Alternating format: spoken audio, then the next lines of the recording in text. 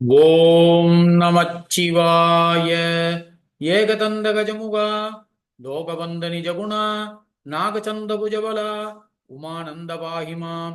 ஐந்து கரத்தனை யானை முகத்தனை இந்தின் இளம்பிறை போலும் எயிற்றனை நந்தி மகந்தனை ஞானக் கொழுந்தினை குந்தியில் வைத்து அடிபோற்றுகின்றேனே. இன்றைய நாளுக்குரிய திருமந்திரம் அது ஐந்தாம் தந்திரத்தில் சன்மார்க்கம் எனும் தலைப்பில் முதலாவது பாடல். இந்த பாடலில் திருமூலர் யார் யமனை வென்றிடும் வழி தெரிந்தவர் என்பதை சுட்டிக்காட்டுகிறார். இதோ அந்த பாடல். சாற்றும் சன்மார்க்கமாம் தற்சிவ தத்துவ தோற்றங்கள் ஆன ஸ்ருதி சுடர்கண்டு சீற்றம் மொழிந்து சிவயோக சித்தராய் கூற்றத்தை வென்றார் குறிப்பு அறிந்தார்களே. சாற்றும் சன்மார்க்கமாம் தத் சிவ தத்துவம். இங்கே சாற்றும் என்றால் சொல்லப்படுகின்ற மார்க்கம் என்றால் நெறி வழி, அதுவே சன்மார்க்கம் என்றால் நல்ல வழி, நல்வழி என்று கூறலாம். தத் என்றால் உண்மை.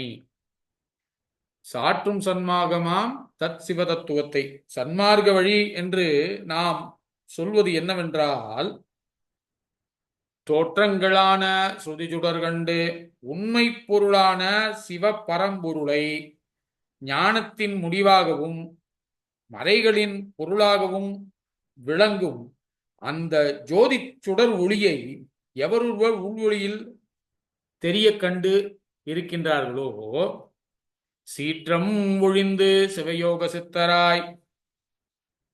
இங்கே சீற்றம் என்பது அறியாமை. அறியாமையால் வருகின்ற கோபம் மற்றும் வெறுப்பு இவையெல்லாம் விட்டொழித்து விட்டு சிவயோகத்தில் தன்னை மறந்த சித்தமுடையவர்களாக இருப்பவர்களே கூற்றத்தை வென்றார் குறிப்பு அறிந்தார்களே. இங்கே கூற்றம் என்றால் யமன், குறிப்பு என்றால் வழி. எவரொருவர் அறியாமையால் வருகின்ற கோபத்தை வெறுப்பை விட்டொழித்து சிவயோகத்தில் தன்னை மறந்த நிலையில் இருக்கிறார்களோ அவர்கள் யமனை வென்றிடும் வழி தெரிந்தவர்கள் எனப்படுவார்கள்.